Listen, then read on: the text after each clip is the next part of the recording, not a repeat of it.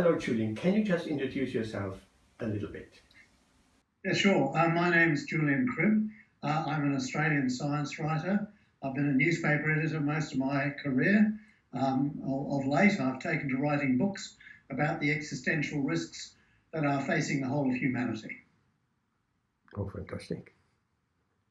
So, as I told you before, of course, you have been with us in a podcast some time back, and we talked about your book and 10 existential risks. And we talked at the time, we talked about, or you talked about, pandemic is one of them, and we had at the time no idea what will hit us. So your prophecy is very accurate. Well, that wasn't a very hard prophecy to make because there have been 7 pandemics since the start of the turn of the century. H1N1, H5N1, SARS, MERS, you name it. They're coming at us left, right, and centre. And they all result from the fact that we're tearing down the environment, and viruses that are present in wild animals, which don't normally come into contact with human beings, are now being spread into the human population. And then, of course, using air travel and child minding centres and wet markets and things like that, we're spreading them all around the world. Yes, absolutely, absolutely true. Well, let's get right to the point. You spoke about deep ocean aquaculture. I have to admit I don't know anything about that, except growing tomatoes in liquids in the greenhouses in Holland. Tell us a bit more. Well, I'd like to back up a little bit, if you don't mind, just to explain the context. I mean, first of all, the food system that we've got now is not sustainable. It's not going to feed 10 billion people on a hot planet in the middle of this century. One of the reasons we've already seen in the coronavirus pandemic, the just-in-time delivery system that our supermarkets use around the world has been breaking down left, right, and centre. So the food chains that deliver our food are not working properly. And whenever you sever one of those chains, there is a danger that a big city will starve, because those chains can be completely broken. But the second thing is, and this is more concerning, is that agriculture, which is the system that we have trusted for 7,000 years to feed ourselves, is also breaking down. They're running out of soil. They're losing 75 billion tonnes of soil every single year. They're running out of water because there's less and less water available for farming, because more and more of it is being taken by cities and by big mining companies.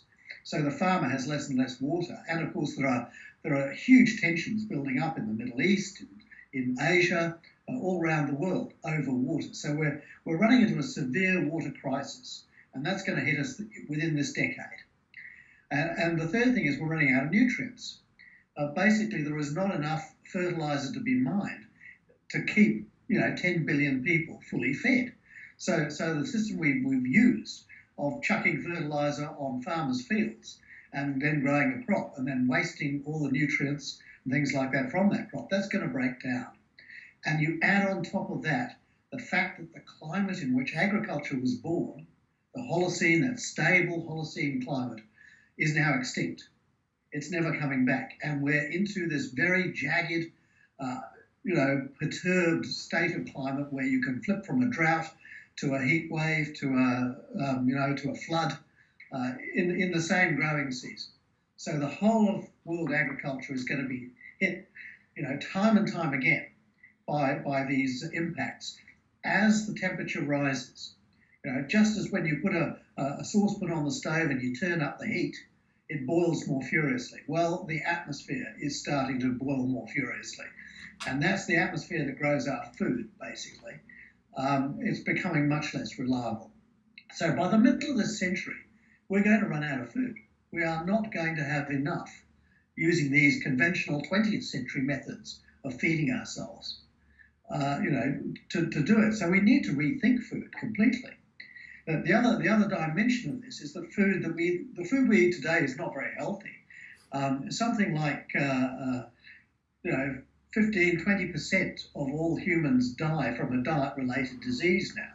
The modern diet is an extremely unhealthy one, It's responsible for a pandemic of non-communicable diseases. So, and a pandemic of obesity and a pandemic of diabetes.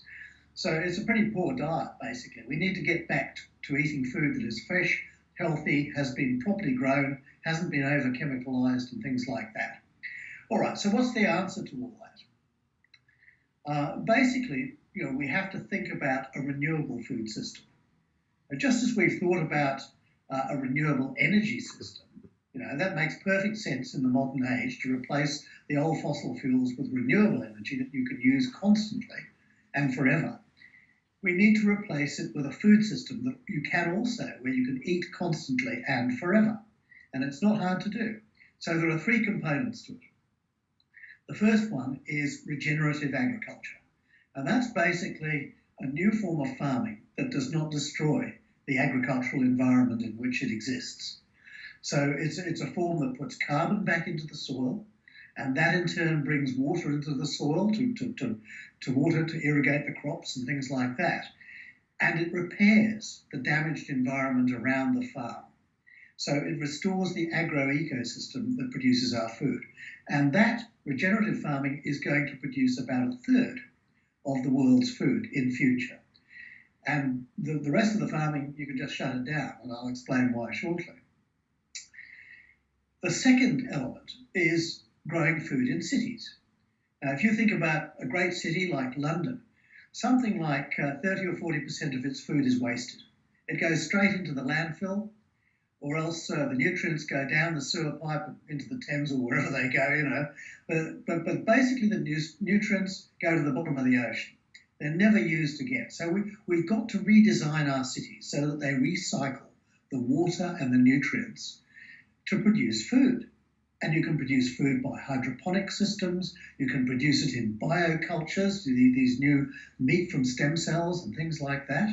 You can produce an awful lot of food. In fact, London processes enough nutrients to feed the whole of the British Isles, if you turned it back into food. So we need to start thinking about these kinds of different methods of producing food. And a lot of people are already. There's a vibrant movement, rooftop farming and so on, taking off in London and in other cities around the world right now.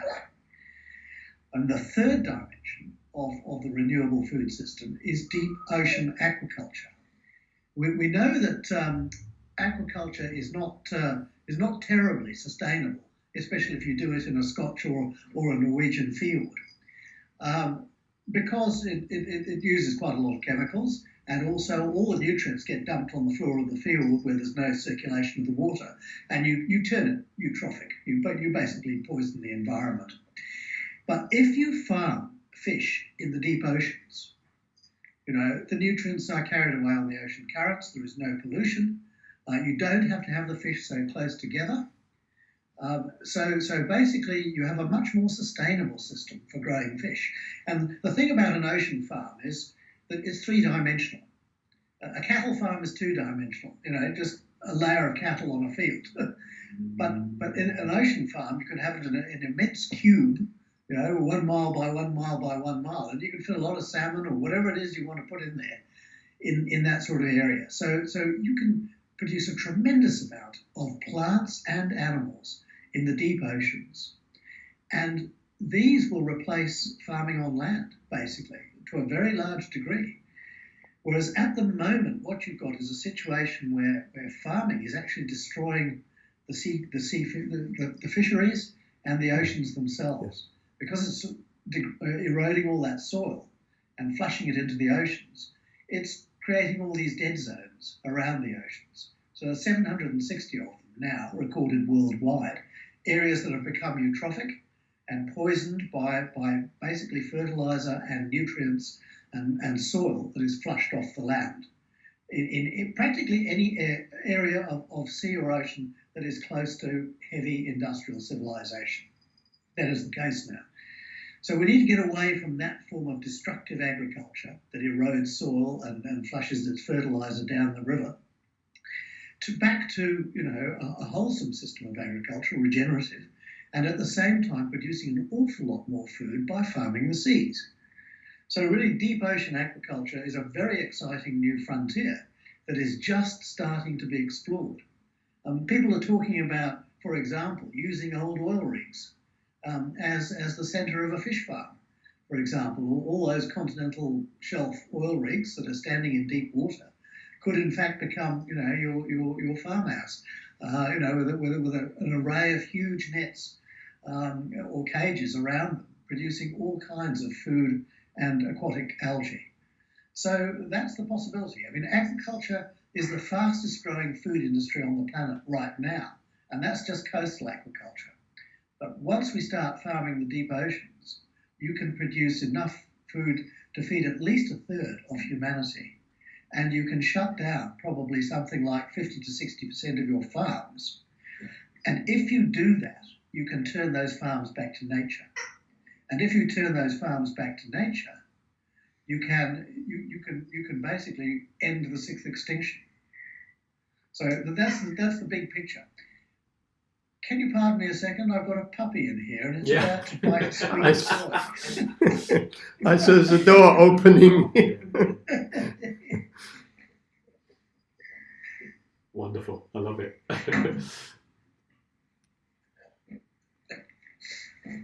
Sorry about that. Well, quick question. I don't want to interrupt you too much, but can we do without fertilizer? I mean, before the fertilizer came on as a byproduct of the World War, people did agriculture with manure and all compost and without fertilizer. Is it possible? Yes, fertilizer is really only necessary if you're trying to force feed the crop, or whatever your crop is, whether it's fish or cattle or corn or wheat. Basically, if you're trying to grow too much from a small area, you have to jam the nutrients in to do it. And fertilizer is not a very good substance because it really only provides 3 or 4 or a half a dozen of the key nutrients. And any area that's been heavily fertilized rapidly becomes depleted in micronutrients. And the micronutrients is what you need to stay alive, to keep your gut healthy, for example, to fight disease, to fight bowel cancer and things like that. So micronutrients are very, very important. So this system we've now got of industrial fertilization is not a good system. It's not good in terms of the food, and it's not good for the farming environment. And we just need to rethink it. Now, if you start farming the oceans, you're farming much more extensively. What you can do is you can grow algae, microalgae and macroalgae, and you can use those to feed the fish. And indeed, you can use them to feed chickens and cattle and sheep and all sorts of things as well. A lot of sea plants are perfectly edible to land animals. So instead of trying to feed fish on soybeans and wheat and barley and all kinds of things that they weren't designed to eat, you feed them on the natural plants that exist in their world, the oceans. So it really, it's quite a simple concept, really, that we need to start farming the oceans for plant life, and then we can recycle those plants through fish to produce fish. We can also eat them ourselves. I mean, the Japanese have been eating seaweed for hundreds of years. So, seaweed's a delicious vegetable. So there's an awful lot of opportunities for novel kinds of foods out of the oceans that they haven't even crossed our minds yet. Chris, can I ask you a question as well? We were talking about Julian. Sorry, I'm watching someone else called Chris. Julian, ask you a question about the aquaculture. Will it work really well with trying to repair certain areas of the ocean as well? Because I know Mission Blue, Dr. Sylvia Earle's sort of hotspots, which is a big thing that they're promoting today for World Oceans Day 2020, is very much around finding places that are in danger and being able to preserve them. Do you see there being a natural fit with aquaculture where things can work holistically together? Absolutely. I'm aware of Mission Blue, and it's a wonderful project. And yes, indeed, they are looking at repairing all sorts of wild and endangered environments, coral reefs and things like that, the California coast, all of those kinds of places. As I mentioned, the most endangered areas of the oceans at the moment are these 760 dead zones. The dead zone, like you get at the bottom of the Mississippi, when all that fertilizer and soil flushes out of the Mississippi, it kills the sea all around. It basically pours nutrients in, and the nutrients give rise to algae. And the algae die, and then they get eaten by bacteria, and that creates an area without any oxygen. And we've seen things like this, the shroud, which occurred in the bays around Denmark when they were still flushing their fertilizer off their dairy farms into the bays of the Baltic Sea, and things like that. But you can overcome these things. If you've got a problem with nutrients, the simple answer is to use algae to hoover them up. It's called phytomining. You use plants to soak up all the nutrients, and then you turn the plants into feed for animals or food for humans. So this is a way you can actually reverse the process of eutrophication, and you can re-establish a biomass. A very simple example I came across once was some African women in Tanzania wanted to grow seaweed, because we use seaweed in beer and cheese and shaving cream and all sorts of interesting places, agar. So they started stringing out the ocean where they wanted to grow seaweed was completely a barren desert, because the people had been net fishing there for a long, long time, and they destroyed all of the things that were on the bottom of the sea. So there was nothing for baby fish to live in. It was just a bare sand. And they hammered stakes in, and they tied washing line between them and started growing little bits of seaweed. Not only did they establish a seaweed farm, but also all the fish came back, because they created a wonderful environment, a nursery environment for baby fish, like baby snappers and things like that, to grow up in. So this is an example. If you restore the sea grasses and the seaweeds, the kelps and things like that, you create an environment where fish naturally thrive. Now, the dilemma we have at the moment is that we are trying to feed urban civilization with a wild harvest of fisheries, and that's completely unsustainable. The world fish catch has been going down, down, down since 1994, more than a quarter of a century. So if we try to use a wild harvest, hunter-gatherer techniques to feed London, Paris, New York, Shanghai, we're going to destroy the oceans. So we have to come about at this in a different way, and farming the oceans is a sensible way to do this. That means managing the flows of the nutrients, using algae to soak up nutrients where they're not wanted, and then using the algae to feed fish farms, where you are to some degree concentrating your livestock. But it's a new industry. It's risky. It's only just really now started to be talked about. But it's a very promising industry, and it can feed the planet. Julian, what about the pollution in the ocean? Not only plastic, but all kind of radioactive pollution. So much pollution. They're saying the ocean is the most polluted environment. So how does that play in? Right. Well, humanity produces around about 200 billion tons of chemicals every single year. Okay, we release that into the environment. But when I say chemicals, I don't just mean pesticides and things that we've manufactured in a petrochemical plant. I also mean all the soil that we flushed off our farms and out of our cities and things like that. We are, committing absolute, biocide across the whole planet by emitting, as I say, these 200 billion tons of chemicals. Our chemical emissions are 5 or 6 times the scale of our climate emissions. And most of that ends up in the oceans, because things do end up in water. Basically, they wash down their chemicals, and they're not necessarily diluted. So they are creating a real problem.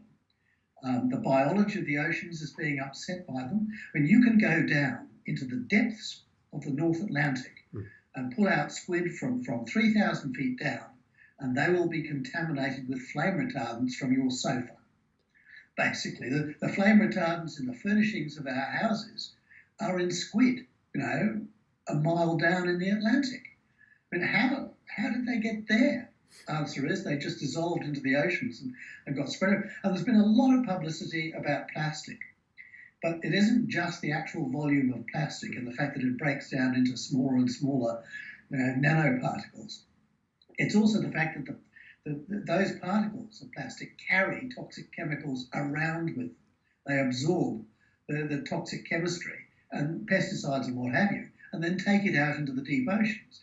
And it goes into the fish in the deep oceans, then we come along and catch them and we eat the toxic chemicals. And that's what's happening. Almost all of the sea life that has been studied so far is found to contain plastic particles. And many of the plastic particles contain toxic chemicals. So we are getting our own back, as it were, in our diet. So we've got to stop this. Look, the simple way to stop it is to actually, ban the petrochemical industry full stop. We're already about to ban it for climatic reasons from making fossil fuels. And the oil industry is rapidly diversifying away from fossil fuels because it knows nobody's going to be driving a petrol car in 10 years' time. So, but what are they producing instead? Plastic. They're producing plastic. Yeah. And they're producing pharmaceuticals to cure all the diseases that they're giving us. So, I mean, there's around about 9 million people die every single year as a result of environmental poisons, as they are called. Most of those poisons originate from fossil fuels. They're what comes out of the back of a car or a truck. Traffic fumes, pollution, air pollution, food chain pollution, pollution of water that you're drinking. Drinking water under every city in the world is too polluted to drink, basically. So how do you solve that problem? You ban coal, oil and gas. Yes. No more. And there are plenty of substitutes for these things. There are plenty of ways for people to get rich using sustainable, green and renewable sources of energy or chemistry. You don't have to use these extremely toxic and extremely deadly substances that come out of the old dirty petrochemical industries. So that's really what has to happen. So when we ban them as fossil fuels, we also have to ban them from producing all these byproducts. And we have to make sure that they substitute products which are safe and healthy. That is, the products of green chemistry, as it is called. And there's lots and lots of people working on green chemicals now. These are chemicals that don't poison you, that break down into simple fractions that are non-toxic, basically. So, there's a lot of work going on about that. It's a problem that can be solved.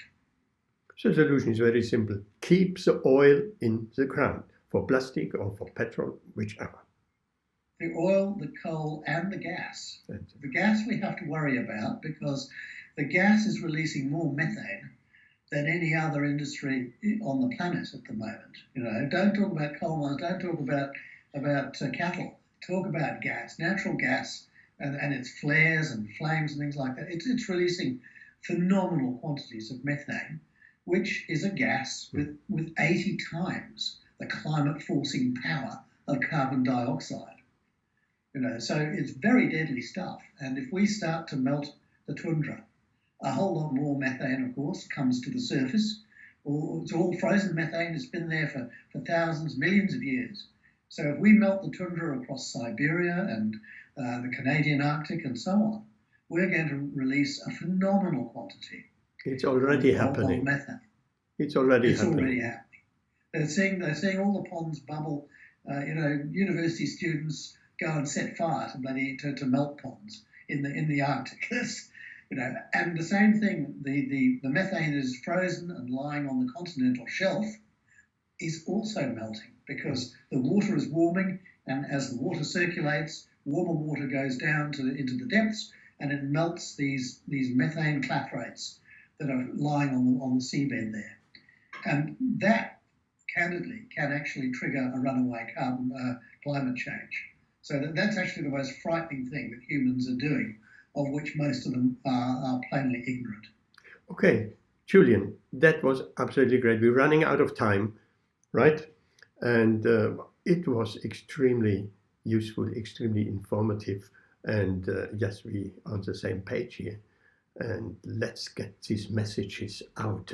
You in your way, we in our way, and the world needs to hear that, and the world needs to act on it. If I could just mention, we've established the Commission for the Human Future in Australia, and we are producing reports that explain how people can change their lives, how they can change their industries, so that we can head off some of these troubles before they hit us. Okay, thank you, Julian. Thank John, you. need to say? That's great. Thanks very much, Julian, for joining us. Thank you. We'll be in touch. Thank All you. the best. Bye-bye.